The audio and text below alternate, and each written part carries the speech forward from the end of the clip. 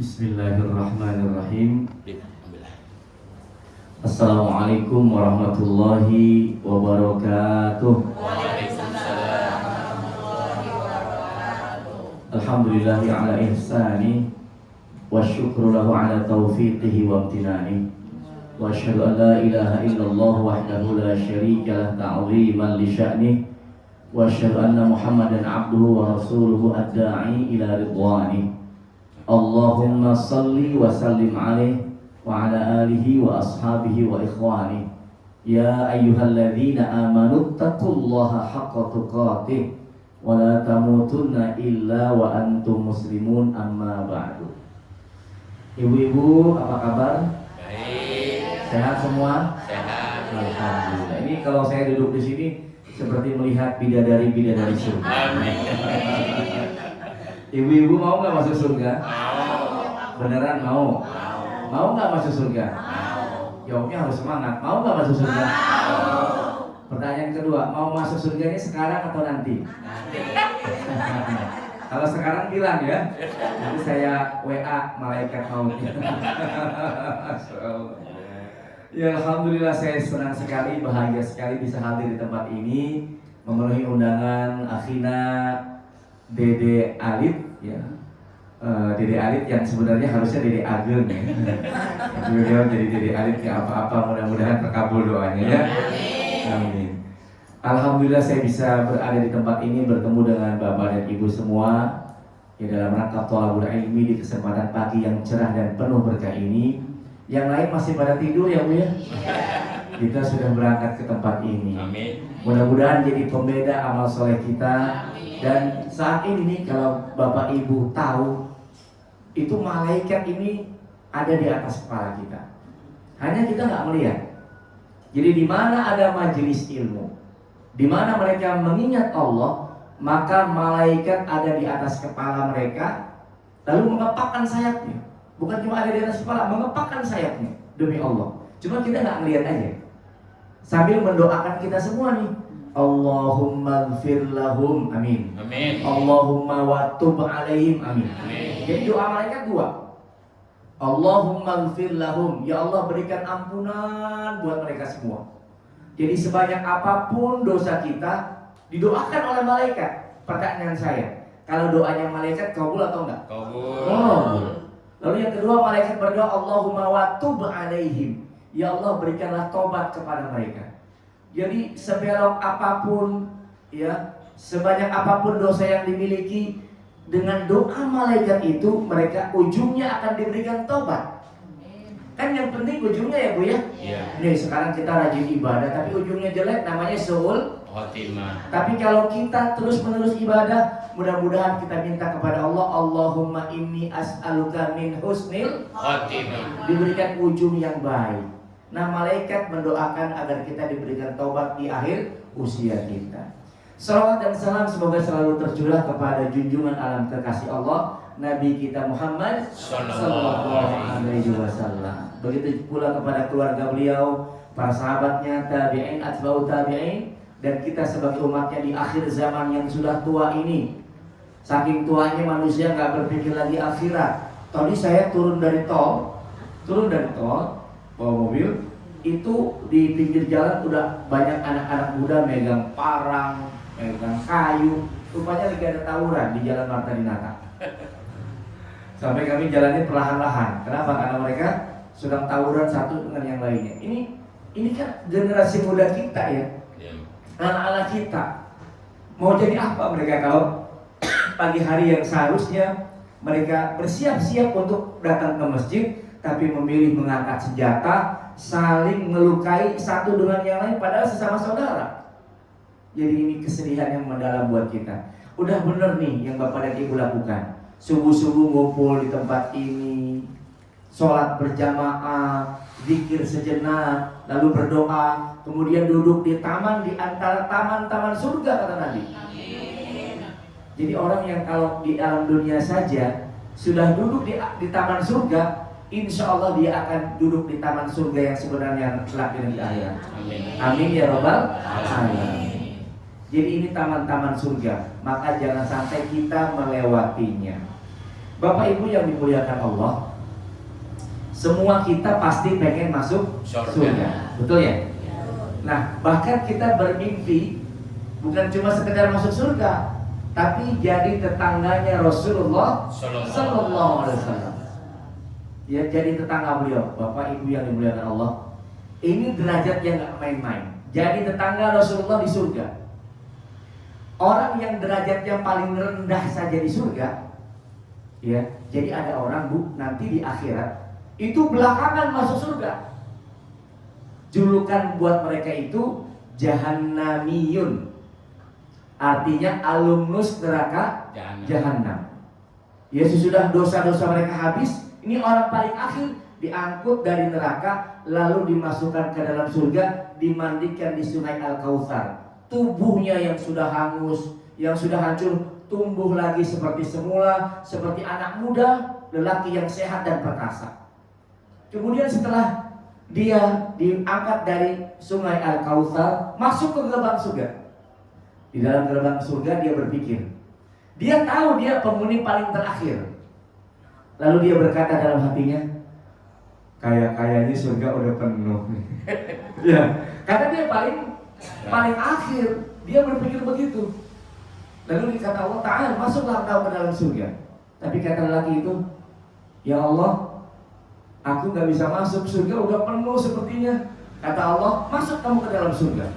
Sampai kemudian dia berjalan sedikit, lalu dia berhenti lagi, masih ragu. Padahal Allah yang suruh masuk. Dia pikir surga udah penuh kayak Pademangan Barat.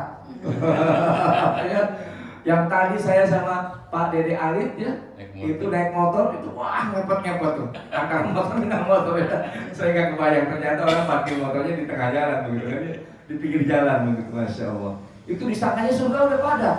Maka dia disuruh masuk, akhirnya Allah berkata, masuklah engkau ke dalam surga, untukmu istanamu seluas bumi dikali 10. Jadi istana dia, kapringnya dia, tanahnya di dalam surga itu seluas bumi dikali 10, alias berapa bumi jadinya? 11 bumi kan? 11 bumi kurang lebih. Itu istananya dia yang paling belakangan masuk. Nah, bagaimana dengan orang yang masuk surga duluan? Saya berdoa kepada Allah sungguh-sungguh, mudah-mudahan wajah yang saya tatap pagi hari ini termasuk orang-orang yang tidak mampir dulu ke dalam neraka. Amin. Amin. Langsung di hari pertama surga dibuka, kita bisa masuk. Amin ya robbal alamin. Itu kebayang orang yang yang masuk surganya lebih dahulu, pasti kaplingnya lebih besar. Bapak Ibu jangan berpikir, Ustaz, itu surga kaplingnya buat orang yang paling belakangan kan seluas bumi dikali 10. Ustaz, itu gimana ngurusnya? Kalau bahasa kita gimana ngepel aja gitu kan. Iya kan? Kita punya rumah seluas, ya kalau di Pademangan 60 sudah bagus ya. Ya, punya rumah katakanlah 400 meter persegi aja, ngepelnya bingung ya Bu ya? Bingung. Punya pembantu 2 aja deh, punya pembantu 2 berantem melulu gitu kan. Begitu kan? Nah, ini seluas bumi dikali 10. Tapi jangan pernah berpikir surga itu membosankan. Ya saking luasnya bosan gitu, enggak. Demi Allah, setiap kita melangkah kaki, di situ ada kenikmatan. Di pojok sana, di belah sana, semuanya ada kenikmatan. Itulah surga yang dijanjikan buat orang-orang yang kayak begini nih, rajin sholat subuh berjamaah, rajin tholabul ilmi, maka pertahankan kegiatan yang positif ini. Mudah-mudahan Pak Dede jadi penghulu surga. Ya karena beliau yang manggil saya, undang ibu-ibu. Jadi ibu-ibu datang ke sini pahalanya buat Pak Dede juga, tanpa mengurangi pahala ibu semua, termasuk buat Bu Haji. Masya Allah. Ini pahalanya, ini saya merinding ini sampai naik bulu saya. Karena nggak main-main ini pahalanya. Ya, inilah surga yang dijanjikan. Nah, kita pengen jadi masuk surga, tapi ini yang spesial, jadi tetangganya Rasul. Mengapa tidak bisa? Bisa insya Allah. Caranya bagaimana? Caranya dengan rajin-rajin menjalankan sunnah Nabi Sallallahu Alaihi Wasallam. Sunnah Nabi artinya apa? Semua yang dilakukan oleh Nabi kita jalankan. Dari mulai zikirnya, ibadahnya, baca Qur'annya, sedekahnya, kita jalankan. Itu bisa jadi tetangga Nabi. Imam At-Tirmidzi meriwayatkan sebuah hadis, Rasulullah SAW bersabda, "Man ahya sunnati faqad ahyani, wa man ahyani kana ma'i fi jannati." Siapa yang menghidupkan sunnahku? Apa menghidupkan sunnah? Subuh jamaah di masjid. Orang pada ke pasar, orang nyuci mobil, orang nyuci motor, kita ke masjid, sunnah Nabi. Siapa yang menghidupkan sunnahku di saat orang sudah mulai pada lupa, gitu ya? Ke masjid ya sarungan, ke masjid ya pakai kopiah, itu sunnah. Hari ini kan banyak orang sholat asal-asalan ya, celana panjang, nggak pakai kopiah, itu nggak nyunah, walaupun dapat pahala. Siapa yang menghidupkan sunnahku di saat orang sudah mulai lupa, seolah-olah dia sudah menghidupkan aku. Dan siapa yang seolah-olah sudah menghidupkan aku, kana ma'i fi jannati, maka dia akan bersamaku di dalam surgaku. Allahu Akbar. Mudah-mudahan kita termasuk di dalamnya. Amin ya rabbal alamin. Jadi jalankan sunnah. Cuma masalahnya kita ini kan nggak tahu sunnah gara-gara kagak ngaji, kagak taklim, kagak berguru sama para ustadz, para kiai, para habaib. Harusnya kita rajin kayak begini nih ngaji, supaya kenal mana yang sunnah, mana yang bukan. Nah, artinya apa? Artinya kita disuruh menuntut ilmu. Tetapi ibu-ibu yang dimuliakan Allah, bicara tentang menuntut ilmu, maka artinya kita disuruh mengamalkan ilmu tersebut. Ya kan, kalau cuma menuntut ilmu, kita tinggal buka YouTube ya, dengerin ceramah ustadz kiai, dapat ilmu. Tapi level keduanya disuruh mengamalkan ilmu tersebut, bukan disimpan, diamalkan. Berikutnya sudah diamalkan bagaimana? Diamalkan dengan ikhlas. Jadi 3 pokoknya. Ini saya nggak banyak ngasih hal-hal yang lucu, tapi saya ingin menyampaikan mudah-mudahan ilmu pada kesempatan pagi hari ini. Jadi pegang 3 hal ini. Pertama ilmu, yang kedua amal, yang ketiga ikhlas. Apa saja Bu? Yang pertama apa? Ilmu. Yang kedua? Amal. Yang ketiga? Ikhlas. Pegang itu, maka insya Allah kita jadi tetangga Rasulullah dalam surga. Nah, saya ingin mengutip sebuah perkataan yang luar biasa dari seorang imam madhab. Nah, kita bicara dalil sekarang. Imam madhab yaitu Al-Imam Muhammad Idris Asy-Syafi'i. Kita biasa mengenalnya dengan nama Imam Syafi'i. Beliau rahimahullah pernah berkata begini. Ini perkataan yang luar biasa. Ibu-ibu boleh catat, boleh ingat-ingat, boleh jadikan status. Ya, sekarang kan dikit-dikit bikin status ya. Boleh, silakan. Beliau berkata begini. An-nasu kulluhum mauta illal alimun, wal alimuna niyamun illal amilun, wal amiluna mu'taruna illal mukhlisun. Kata beliau, manusia semuanya mati kecuali yang berilmu. Semua yang berilmu dalam keadaan tidur kecuali yang mengamalkan ilmunya. Dan semua yang mengamalkan ilmunya dalam keadaan tertipu kecuali yang mengamalkan ilmunya dengan ikhlas. Ini yang saya maksud. Ilmu, amal, ikhlas. Yuk kita bedah satu persatu. Sampai jam berapa nih Pak ini? Habis ngaji makan. Habis ngaji makan dulu. Yang penting makannya itu kadang-kadang ya. Jangan mana-mana. Ya, kita bahas. Yang pertama kata Imam Syafi'i, semua manusia mati kecuali yang berilmu. Jadi orang mau kaya, mau miskin, mau ganteng, mau jelek, mau gemuk, mau kurus, mau jauh, mau dekat, ya mau pejabat, mau rakyat biasa, mau sakit, mau sehat, mereka dianggap semuanya mati kecuali orang yang berilmu. Makanya pantas dikatakan, ya perkataan Imam An-Nawawi ini, man arada dunya fa alaihi bil ilmi, wa man arada al-akhirah fa alaihi bil ilmi, wa man arada huma fa alaihi bil ilmi. Siapa yang pengen dunia harus tahu ilmunya. Bapak Ibu pengen punya duit yang banyak, ya kan? Tabungan yang numpuk kayak Bu Hajah ini, masya Allah. Uangnya nggak habis-habis ini. Umrohin orang nggak habis-habis. Ajak ke villa saya cuma nonton doang di statusnya. Pengen diajak juga ya. Pengen diajak juga sebenarnya, masya Allah. Karena saya dengan Pak ini sahabat dari kecil. Pengen diajak. Nah itu kalau pengen seperti beliau harus ada ilmunya cari duit. Ya, bukan menipu, bukan zalim, ada ilmunya. Bapak Ibu semua, saya pernah kerja di Jakarta. Dengan ilmu yang saya punya, saya pernah jadi direktur produksi di salah satu penerbit di Al-Quran di Jakarta. Ya, di Al-Quranku.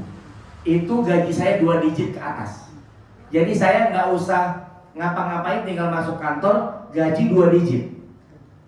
Jadi diem aja saya dapat uang, karena perjanjiannya begitu.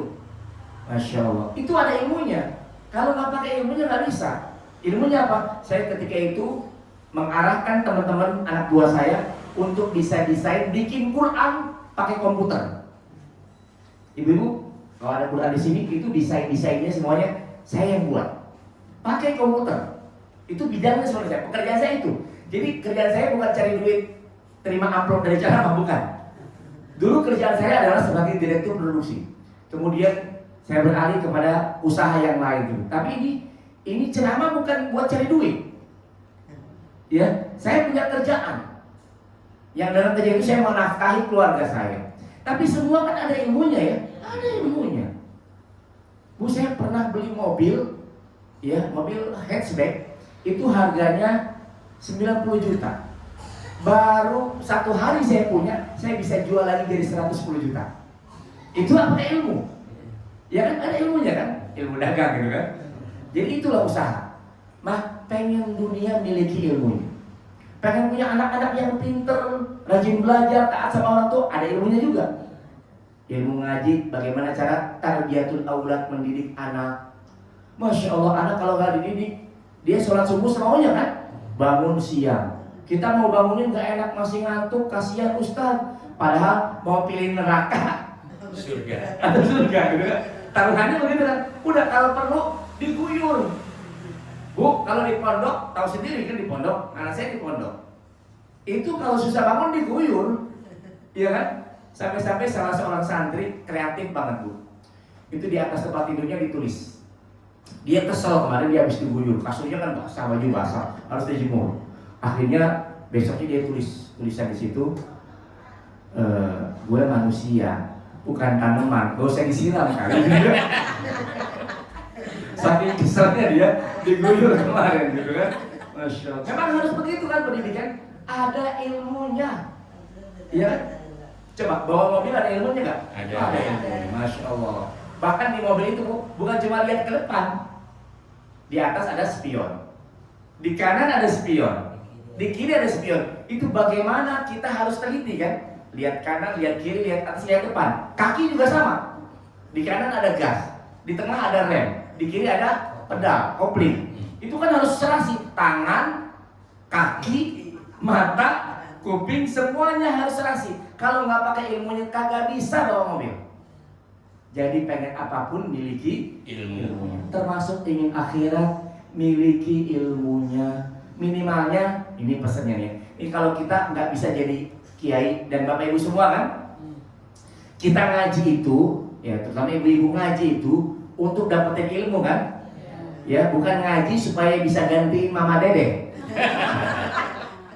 Kan ada orang tujuannya ngaji pengen jadi ustadz ya. Ya pokoknya ngaji lagi nanti pengen gantiin mama dede kan, karena mama dede udah tua ya, jadi dia pengen tua tentunya. Masya Allah. Jadi semua ada ilmunya. Maka kalau duduk di majelis ilmu, ambil ilmu sebanyak-banyaknya daripada guru, supaya bisa diamalkan. Kalau nggak pakai ilmu repot bu, apapun kerjaan nggak beres nggak pakai ilmu. Coba contoh, kemarin Ramadan ada seorang nenek puasa Ramadan. Nah tapi si nenek ini puasanya kurang pakai ilmu. Satu hari ketika puasa si nenek ini dia pusing, sakit kepala. Dia pikir, duh sakit kepala lagi puasa. Yang batalin puasa mah cuma makan dan minum. Kalau minum obat mah nggak batal. Gitu kan? Akhirnya si nenek pergi ke dapur, buka penyimpanan obat, ngambil sebutir Bodrex. Iya kan, dibuka iklan ya. Ya Bodrexnya lalu diminum. Lagi puasa padahal si nenek berpikiran yang batalin mah makan dan minum. Kalau minum Bodrex mah nggak batal. Lalu cucunya lihat, nenek kan lagi puasa, kok minum Bodrex batal dong puasanya. Apa jawab si nenek? Cu, inilah hebatnya Bodrex, dapat diminum kapan saja. Korban iklan ya, korban iklan. Nggak pakai ilmu kan? Seorang bapak punya anak perempuan, rambutnya gimbal, keriting. Satu hari dia lihat, dia pulang kerja, ya si bapak ini biasa jadi imam di musola ini kali ya. Iya, lihat anak perempuan yang biasa rambut keriting anaknya dia, tiba-tiba rambutnya lurus. Nah, dia tanya sama anak, nak, itu rambut kamu diapain? Biasanya keriting gua jadi lurus. Kata si anak, wah bapak mah kuno, bapak mah kurang wawasan, ini namanya diri bonding. Oh, diri bonding itu diapain sih nak? Diri bonding itu artinya diluruskan. Oh, diluruskan. Sore harinya dia pimpin sholat asar di musola. Sebelum dia takbir, dia nengok jamaah dulu dong. Ya dia bicara kepada jamaah, tolong safnya diri bonding ya. Maksudnya diluruskan. Nggak pakai ilmu kan? Nggak pakai ilmu. Lagi ini, ada lagi nih 2 anak muda lagi jalan-jalan. Yang satu namanya si Udin. Lagi jalan-jalan, tiba-tiba dia lewat rombongan jenazah. Lagi membawa keranda jenazah. Ya, nah, keranda itu kan biasanya suka ditutup pakai kain. Di kainnya ada tulisan Arab kan? Iya kan? Nah, tanya ke temennya, Din, kamu tahu nggak itu di keranda itu ada tulisan Arab? Itu tulisan bacaannya apa sih? Oh, semua orang tahu kan ya? Si Udin nggak pernah ngaji padahal, tapi kan semua orang tahu kan? Jawab si Udin, oh itu tulisannya Innalillahi wa inna ilaihi raji'un. Lalu temennya nanya lagi, hebat kamu Dinnya tahu itu tulisannya. Din, ngomong-ngomong itu artinya apa sih Innalillahi wa inna ilaihi raji'un? Ya si Udin bingung mulai ditanya terjemahannya. Hanya dia jawab setengahnya tanpa pakai ilmu. Oh, itu artinya yang tidak berkepentingan dilarang masuk. Nggak pakai ilmu, ilmu penting. Di sini siapa yang bicara? Masih bicara? Masih. Masih bicara? Cepat kawin, baru kiamat. Masya Allah. Padahal dia aja udah 2 kali nih. Bener ya? Gak salah kan? Saya dapat ini aja gosipnya gitu ya. Masya Allah. Bertiup gosipnya sampai ke Depok pada ini. Masya Allah. Nih, anak muda kalau pengen cari jodoh pasti cari jodoh yang pengen yang baik, yang soleha, pandai mengaji, gitu kan. Syukur-syukur kalau anak Pak Kiai, gitu kan. Nah, satu hari ada 3 orang anak muda, Bapak Ibu semua. Anak muda zaman sekarang namanya Johnny David Brown. Wah, anak muda zaman sekarang. Ini 3 anak muda naksir sama anak Pak Kiai. Tapi mereka ngumpul, ya mau bersaing memperebutkan anak Pak Kiai mana yang terbaik. Mereka kumpul ngomong, kayaknya kita nggak mungkin deh ngelamar anak Pak Kiai pakai nama Johnny David Brown. Wah, kurang bagus tuh kalau ngelamar anak Pak Kiai, kita ganti yang ada Arab-Araban dikit. Ganti nama sementaraan 3 anak muda ini. Pemuda pertama ganti nama jadi Abu Anas. Pemuda kedua ganti nama jadi Abu Thoriq, Islami kan. Pemuda ketiga ganti nama jadi Abu Imran. Sudah ganti nama, berangkat ke rumah Pak Kiai, ketuk pintu, assalamualaikum warahmatullahi wabarakatuh, silakan masuk kata Pak Kiai. Ada perlu apa kalian kesini? Kami bermaksud meminang putri Pak Kiai yang cantik, solehah, pandai mengaji. Silakan dipilih dari kami yang terbaik. Kata Pak Kiai, oh boleh, silakan duduk. Disuruh duduk. Ketika duduk ditanya, begini, cari yang terbaik harus cari yang paling berilmu, betul ya? Lagi-lagi ilmu kan? Caranya bagaimana? Caranya kita tes aja kalian. Tesnya apa? Tesnya yang gampang aja, baca Quran. Ya, pemuda pertama ditanya, siapa nama muda? Nama saya Abu Anas, pakai. Wah bagus namanya Abu Anas. Baiklah, karena kamu namanya Abu Anas, kamu saya tes baca Al-Quran surah Anas. Senang nggak anak muda ini? Senang kan? Baca surah Anas gampang kan? Juz 30 bagian akhir dia baca surah Anas dengan lancar. Pak Kiai ngangguk-ngangguk, bagus. Pemuda kedua ditanya, siapa nama Muna? Abu Thoriq. Wah bagus nama Muna. Ya, sama dengan yang tadi. Kamu namanya Abu Thoriq, baca Quran aja deh. Ya surah apa? Surah apa? Wassama'i wat Thariq wa ma adraka wa seterusnya. Dia baca surah At-Thariq dengan lancar. Pak Kiai ngangguk-ngangguk. Giliran anak muda ketiga salah pilih nama. Tadi apa namanya? Ketiga? Abu Imran. Abu Imran. Ditanya, nah, kamu siapa namanya? Keringetan ditanya dia Bu ya. Takut disuruh baca surah Al-Imran. Pendek atau panjang? Panjang banget. Siapa nama mula? Nama saya Abu Imron Mbak Kiai. Tapi nggak kalah pinter ya ini. Siapa nama mula? Nama saya Abu Imron Pak Kiai. Tapi saya biasa dipanggil Kulhu. Artinya apa? Artinya dia nggak mau baca surah. Pengennya baca surah apa? Kulhu Allahu. Gampang nggak? Masya Allah. Ilmu ya Bu, yang pertama. Ini karena lontongnya udah datang, saya harus buru-buru. Ibu udah ngaduk-ngaduk aja nih. Bikin saya jadi ngiler. Udah menggoda. Yang kedua, tadi yang pertama, semua manusia dalam keadaan mati kecuali yang berilmu. Yang kedua kata Imam Syafi'i, wal alimuna niyamun illal amilun. Semua orang berilmu dalam keadaan tertidur kecuali yang mengamalkan ilmunya. Artinya apa? Mungkin ngajinya udah sering. Bahkan sekolah di UIN, Fakultas Dakwah, Fakultas Syariah, pinter dia, ilmunya banyak. Tapi problemnya apakah ilmunya itu diamalkan atau tidak? Ilmu itu bukan buat simpen di otak, tapi diamalkan, merubah perilaku dan sikap kita. Boleh judulnya kiai, ustadz, santri, tapi kalau kelakuan tidak sesuai dengan ilmunya, percuma dianggap kayak orang tidur. Bu, orang lagi tidur bisa kasih manfaat buat kita nggak? Enggak, paling-paling juga bantalnya basah. Basah apa? Iya.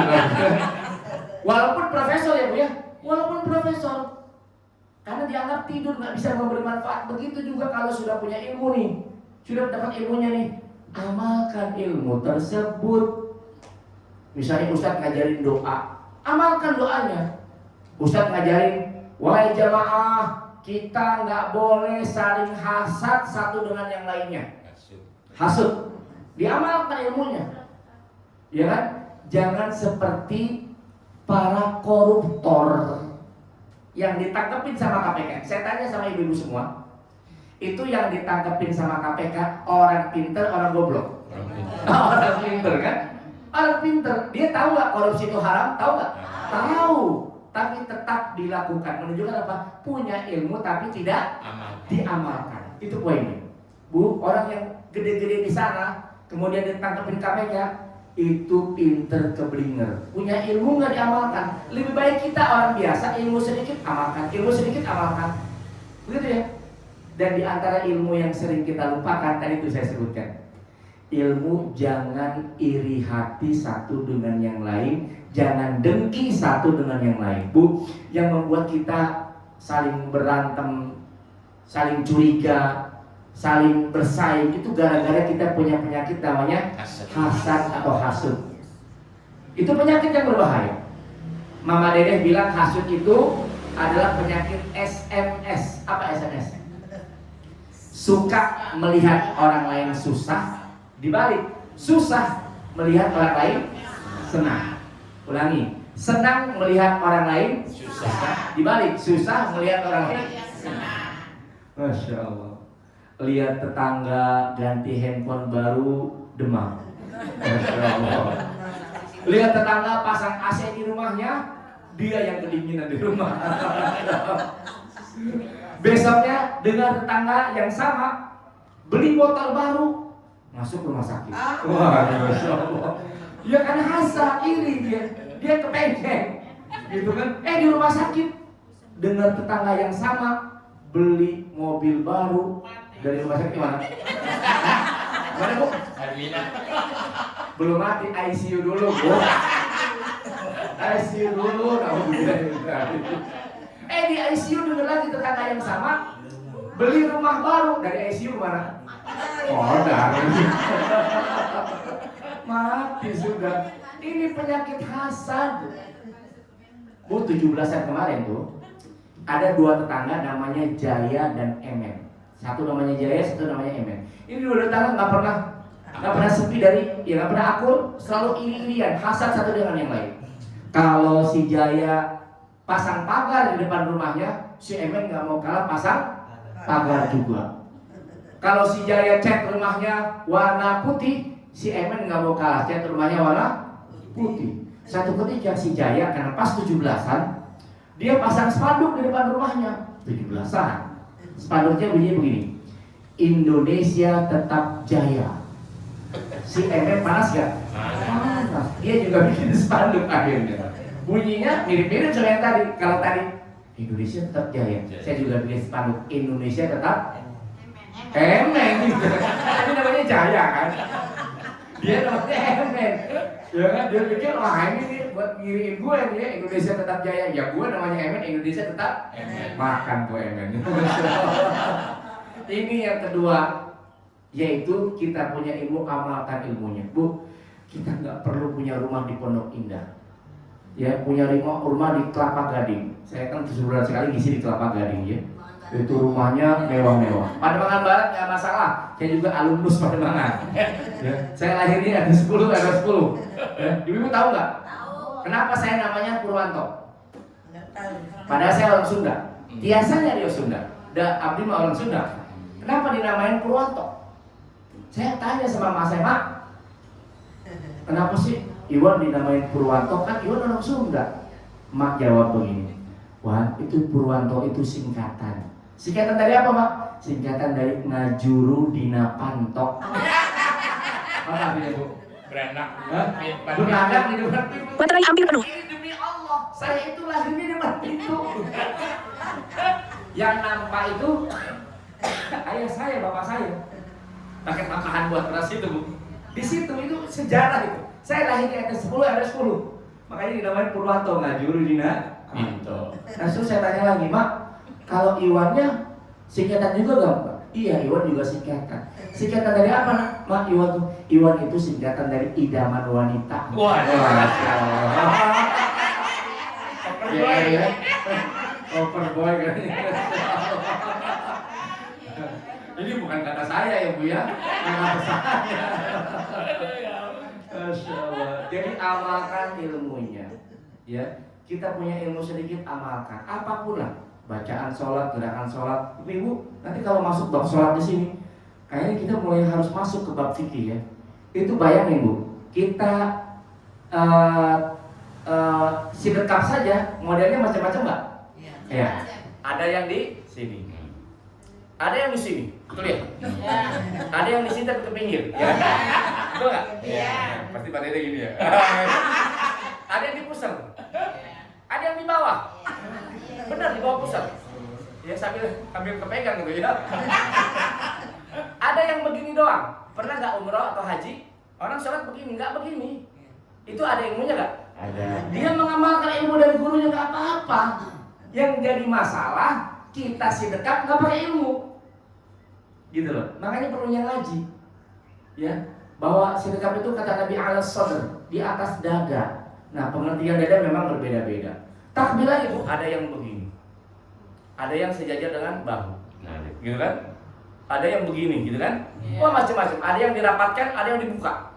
Itu ada ilmunya semua. Dan semakin kita belajar ilmu, belajar sunnah artinya, maka kita insya Allah bisa mengamalkan ilmu tersebut lalu jadi tetangga Nabi di dalam surga. Amin ya rabbal alamin. Jadi pentingnya ilmu sudah paham ya. Tapi jauh lebih penting lagi mengamalkan ilmu tersebut. Ibu tahu nggak hukumnya pakai jilbab kerudung buat perempuan apa? Wajib. Sunnah atau wajib? Wajib. Kenapa kalau nyapu di halaman rumah dilepas kerudungnya? Ya, jadi pakai kerudung cuma kalau ke masjid, ngaji, arisan gitu kan. Lagi nyapu nggak pakai kerudung. Padahal katanya wajib. Jadi sekarang jangan pernah lepas kerudung begitu keluar dari pintu rumah. Termasuk ada tamu yang bukan mahram, pakai kerudung. Karena itu perintah dari agama. Kalau nggak pakai kerudung berdosa, pakai kerudung dapat pahala.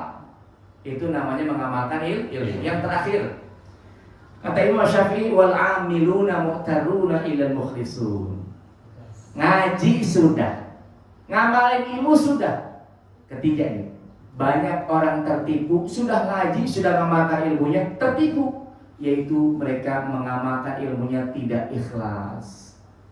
Maka kalau nggak pengen tertipu, sudah ngaji, mengamalkan ilmu, bekali, bungkus dengan ikhlas. Ikhlas itu artinya apa? Mana makna ikhlas? Ikhlas itu ya, yang gampangnya asalan musaffa. Asal musofa, asal itu artinya madu. Musofa artinya murni. Jadi ikhlas itu madu yang murni. Maksudnya apa? Maksudnya kalau kita beli madu pengen yang palsu, pengen yang asli. Kalau yang palsu biasanya dicampur gula, gitu kan? Dicampur air supaya banyak. Kalau yang asli murni, nggak bercampur dengan air, nggak bercampur dengan gula sedikit pun, itulah ikhlas. Artinya apa? Ibadah kita nih, sholatnya, zikirnya, doanya, pakai kerudungnya, ceramahnya, dengerin ceramahnya, sedekahnya, semuanya murni hanya untuk Allah. Itu ikhlas. Sedikit saja bercampur, maka itu dinamakan dengan riya. Dan itu yang bisa membakar amal. Ini pentingnya nih. Ya untungnya ibu-ibu sudah, dan usianya sudah di atas 50 ya. Kalau saya sendiri paling muda di sini kali ya. 20 tahun. Jauh banget ya. Saya udah hampir 50 Oktober nanti, Masya Allah ya. Sudah sepuh saya ini. Mungkin dengan Pak Dede bersama ya. Bersama, Masya Allah. Ya jadi ikhlas itu artinya kita murni ibadahnya hanya untuk Allah. Kita pilih madunya madu yang murni. Ya saya tanya ibu-ibu, ya maunya di madu apa di racun? Nah, misalnya, Berat. ya, dua-duanya berat ya. Maksudnya jadilah yang murni saja. Yang nggak mau di madu, nggak mau juga di racun. Yang murni. Caranya bagaimana? Caranya layani suami, asuh suami, berbakti sama suami dengan kemurnian mengharap ridho Allah. Maka insya Allah suami akan setia sama kita, memberikan nafkah yang terbaik buat kita. Itulah namanya ikhlas. Jadi ini yang paling penting ya Bu, al-ikhlasu hahuna. Ikhlas itu di hati. Jadi kita nggak bisa bilang ya Bu, ada orang yang penampilannya zuhud, jenggotnya tebal, sorbannya panjang kayak Batman gitu ya. Tapi belum tentu ikhlas Bu. Ikhlas itu di mana? Jadi kita nggak bisa bilang lu mah kagak ikhlas, nggak bisa. Ikhlas itu nggak bisa dilihat. Makanya jangan menerka-nerka isi hati orang lain. Kita mah nggak boleh menilai hati orang lain. Yang kita nilai perbuatannya saja. Itu pun kalau kita boleh menilai. Tapi orang kalau diberi nilai biasanya nggak suka, di komen nggak suka. Jadi diam aja mulutnya lah. Kul khairan au liyasmut, berkata yang baik atau diam.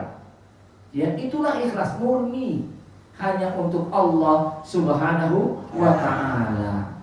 Dan penting buat kita menjadi orang-orang yang ikhlas. Apalagi zaman ini zaman teknologi. Ini apa namanya? Bukan. Namanya apa? Hah? SG. Apa SG? Bukan HP ini SG. Setan gepeng. Ini teh setan kalau nggak bisa dikelola dengan benar. Iya kan? Coba saya tanya ke ibu-ibu. Ibu-ibu ngumpul sama teman-teman alumni, kemudian makan bersama di restoran. Yang pertama dilakukan makan baca doa apa kepak keluarin handphone? Nah, benar nggak? Iya. Lalu ngapain Bu? Foto. Masya Allah. Bu, saya di umroh yang kedua tahun berapa ya? 2016. Itu saya nggak minjam mata dan telinga orang lain. Saya lihat sendiri ada orang perawakan kurus wajah Indonesia. Itu dia pengen cium Hajar Aswad. Nah, kalau begini ya, ini Hajar Aswad, ini rukun Yamani. Ya kan? Orang kalau ngantri di sini Hajar Aswad, susahnya minta ampun. Kita kalah badan sama orang Turki, orang Afrika, orang Arab gitu ya. Akhirnya caranya kalau waktu umroh ya, kan karena kiswanya turun ke bawah, kalau haji nggak bisa dilipat kiswanya. Nah itu dia ngantrinya dari sini Bu, naik. Jadi di Ka'bah itu kan di pinggirnya ada undakan. Dia naik ke situ, ya kan? Kemudian tangannya megang apa Bu? Kiswah. Begitu Bu, dulu ya, kalau sekarang dilarang mungkin.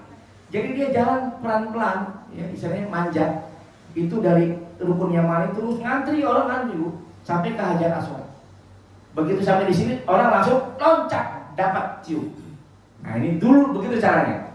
Jadi bukan di situ ngantrinya, tapi di situ loncat. Karena orang kalau udah loncat nggak bisa terhalangi. Nah satu waktu saya lihat ada orang Indonesia lakukan hal yang sama. Dia ngantri di sini pelan-pelan sampai udah deket.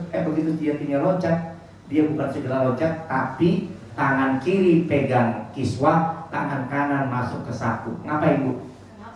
Keluarin handphone. Ngapain Bu? Selfie. Masya Allah. Ya sambil bayangkan dia selfie. Coba dia mau cari muka siapa gitu kan. Lalu dia posting pasti kan. Masya Allah. Ini musibah nih. Kalau nggak bisa dikelola jadi musibah. Bahkan di sini ada media sosial, ada Facebook, ada Twitter, ada WhatsApp yang kita sekali pasang status orang jutaan bisa dengar kabar dari kita. Ya, makanya kita jangan sembarangan pamer di medsos.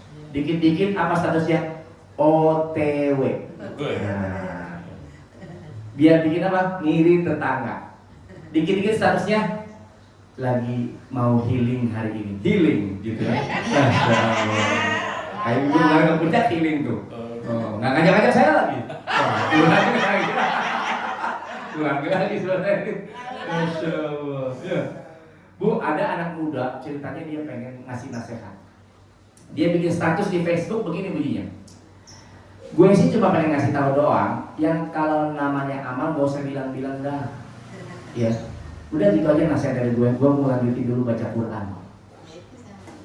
Kira-kira dia bilang-bilang nggak? Bilang-bilang dia juga. Ya. Udah gitu aja deh, gue mau lanjutin dulu baca Quran. Ini berbahaya. Makanya tadi yang saya bilang, udah ngaji, udah ngamalkan ilmunya, balut dia dengan keikhlasan hanya untuk mencari ridho Allah. Jangan sampai tercemar. Bu, banyak manusia sholat, bahkan kata Nabi ada orang sholat 60 tahun tidak satu pun diterima oleh Allah.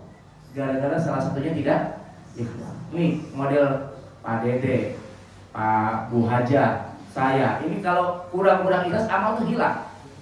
Apalagi beliau sedekahnya luar biasa. Jadi benar-benar harus ikhlas. Ini yang masak ini otong bukan? Iya. Nah, saudaranya. Oh, saudaranya. Teman. Oh, Temannya Oma. Jadi saya punya kakak dibagi Oma di sini. Di RT 12 ya? Iya, RT 12. Ya. Teman kerja, alhamdulillah ya. Jadi ikhlas itu penting ya Bu ya. Balut semua amal dengan ikhlas. Coba cari doa Allah, bodo amat orang mau mencela. Baru tuh main ke masjid orang ngomongannya begitu. Tumben lo ke masjid. Biasanya nongkrong sama gue gitu kan. Ya biarin aja. Pak ibu satu waktu pakai hijab syar'i. Ya ini kan hijab ada level-levelnya kan. Ada hijab biasa yang cuma segini kerudungnya, ada hijab syar'i sampai segini. Ya, itu jadi omongan orang nggak? Bukan orang. Iya. Udah kayak mau terbang aja loh dia. Jilbabnya lebar banget. Ibu-ibu satu waktu dapat lagi hidayah ngaji sama Ustaz. Karena nggak ingin wajahnya dilihat oleh orang lain, dia pakai apa Bu? Sadar. Tujuannya bagus ya? Bagus. Ya kan supaya orang nggak bisa menikmati wajahnya yang cantik hanya buat suami. Pakai cadar dia. Orang ngomongin kan Bu? Ngomongin apa? Wah, jangan-jangan istri teroris. Pasti. Ya. Biarin aja omongan orang mah. Kita mah ikhlas karena Allah. Bu, saya sejak tahun berapa ya ngaji sama Ustaz di Bandung itu, saya sudah mulai ngatur. Celana saya nggak melebihi mata kaki, minimalnya sama mata kaki. Sampai hari ini, semua celana saya nggak pernah di bawah mata kaki. Terutama ketika hendak sholat. Orang ngomongin nggak? Apa omongannya? Kebanjiran Bu. Kalau nggak kebanjiran. Belum lagi janggut saya pelihara gitu kan, walaupun kalau udah terlalu panjang biasa saya rapikan. Ya kayak begini-begini itu namanya sunnah kan? Sunnah. Itu tantangannya berat untuk diamalkan. Makanya kata Nabi, siapa yang menghidupkan sunnahku di saat orang sudah mulai lupa, seolah-olah dia menghidupkan aku. Dan siapa yang seolah-olah menghidupkan sunnahku, maka dia akan bersamaku di dalam surga. Yuk kita gaul dekat dengan orang-orang soleh. Ya, ngaji di majelis ilmu, teruskan apa yang dilakukan hari ini. Ya, duduk majelis ilmu sholat berjamaah. Ibu-ibu jangan lupa, kalau ibu masih pada muda, masih pada cantik, mau ke masjid izin dulu sama siapa? Suami. Ya, kalau udah tua mah nggak apa-apa lah, gitu ya. Suami juga tahu lah, akan nyariin gitu ya. Apalagi rumahnya dekat ya. Tapi sebaiknya suami tetap diberitahu, jangan diberi tempe ya Bu ya. Ya, begitu juga yang laki-lakinya. Ini Bu, kalau tahu ancaman neraka nikmatnya surga, ini musola pasti penuh. Cuma orang nggak semuanya ngaji kan, nggak tahu manfaat surga. Ketika malaikat mendoakan di atas, mereka nggak tahu. Tahunya ketika ngaji, makanya sudah ngaji istiqomah. Jangan ditinggalkan kegiatan semacam ini. Baik Bapak Ibu yang dimuliakan Allah, kayaknya sudah kelamaan saya ngomong ya. So, mudah-mudahan bisa bermanfaat, amin. Dan Ibu tidak keluar dari tempat ini kecuali mendapatkan faedah ilmu yang bermanfaat. Baik, apakah biasa ada tanya jawab atau enggak? Biasanya? Ya mungkin mau tanya. Ada nggak yang ingin bertanya? Barangkali ada? Silakan. Oh iya silakan, boleh. Misalkan kita punya ilmu nggak diamalkan itu hukumnya kita bisa nggak? Iya. Hukumnya bagaimana gitu ya? Baik. Ya, terima kasih. Hukumnya berdosa. Al-ilmu bila amalin kasyajar bila thamari. Ilmu yang tidak diamalkan seperti pohon yang tidak berbuah. Pohon harusnya menumbuhkan buah tapi tidak menumbuhkan buah. Orang punya ilmu disimpan doang nggak diamalin, berbahaya justru buat orang lain. Berbahaya kan? Dia nggak ngasih nasihat buat istrinya, berdosa. Nih, dia tahu nih, sholat di awal waktu, lihat istrinya lagi megang handphone, padahal sudah ada berkumandang. Dia tahu ilmunya, lalu dia nggak peringatkan istrinya, berdosa nggak? Berdosa. Harus dia ingatkan istrinya karena dia punya ilmu. Bunda mau simpan handphonenya atau ayah ambil? Waktunya sholat, nggak apa-apa, tegas sedikit. Karena ini perkara akhirat, seperti itu. Jadi hukumnya berdosa apabila tidak mengamalkan ilmu, begitu ya? Ada lagi ya? Pak, kalau Iya. suaminya yang main HP. Kalau suami yang main HP, maka nasihati, beritahu dengan cara yang paling lembut. Karena biasanya tingkat ketersinggungan suami ya dibanding istri lebih tinggi. Karena dia merasa cari nafkah, punya uang. Kalau dinasihati marah. Nah caranya apa? Jangan nasihati langsung. Nasihatinya ketika bawa bobo, sambil ibu pakai pakaian bikini. Ayah, sebelum aku mau ngomong dia nih, gitu ya. Nah itu bisa masuk tuh bu. Apa mah? Ya ayah kalau waktu ada berkumandang jangan pegang handphone dong. Gitu. Oh baik deh. Yang penting sekarang bisa langsung kan? Gitu. Jadi harus cari waktunya ya bu. Jangan pulang kerja nasihat suami. Oh ya, kata Ustadz Iwan juga nggak boleh kayak gitu. Marah nggak ayahnya? Yang menjadi sasaran saya nanti ya. Selesai. Jadi dengan cara yang paling baik ya bu ya, dengan cara yang lembut. Satu lagi, barangkali ada sebelum ditutup. Ada nggak yang mau tanya? Tidak ada? Baik kalau tidak ada kita cukupkan sampai di sini. Mudah-mudahan bermanfaat. Sebelum ditutup kita pimpin dengan doa lagi ya. Mudah-mudahan jadi doa yang makbul di waktu yang penuh berkah ini. Astagfirullah, astagfirullah, astagfirullah wa atubu ilaih. Allahumma shalli wa sallim wa barik ala nabiyina Muhammadin wa ala alihi wa ashabihi wa tabi'in wa tabi'in tabi'in wa man tabi'ahum bi ihsanin ila yaumiddin wa alaina ma'ahum bi rahmatika ya arhamar rahimin. Rabbana zalamna anfusana wa in lam taghfir lana wa tarhamna lanakunanna minal khasirin. Rabbana ighfir lana wa liwalidina warhamhuma kama rabbawna shighara. Rabbana hab lana min azwajina wa dzurriyyatina qurrata a'yun waj'alna lil muttaqina imama. Rabbana hab lana minas salihin. Rabbana hab lana minas salihin. Rabbana hab lana minas salihin. Rabbana atina min ladunka rahmah wa hayyi lana min amrina rasyada. Rabbana atina fid dunya hasanah wa fil akhirati hasanah wa qina adzabannar. Wa sallallahu ala nabiyyina Muhammadin sallallahu alaihi wasallam wa ala alihi wa ashabihi al-ahyar wa sallama tasliman katsira walhamdulillahi rabbil alamin bisiril Fatihah.